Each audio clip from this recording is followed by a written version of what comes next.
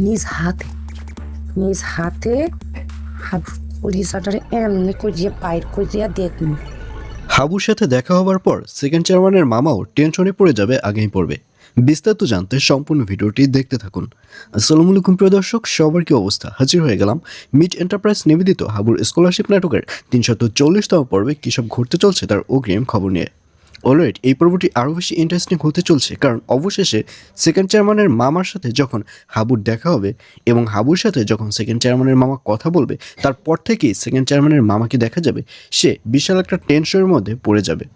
অর্থাৎ হাবুর সাথে কথা বলবার পর সেকেন্ড চেয়ারম্যানের মামাও রীতিমতো ভয় পেয়ে যাবে, কিন্তু এই ব্যাপারটি কারো কাছে প্রকাশ করবে না সেকেন্ড চেয়ারম্যানের মামা।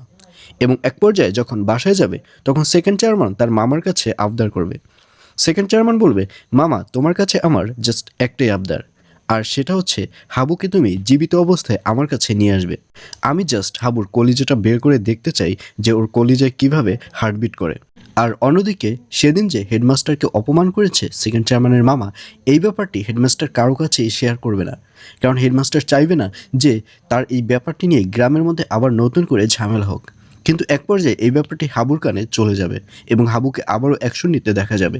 আর এছাড়াও থাকবে আরও আশ্চর্যের সকল ঘটনা।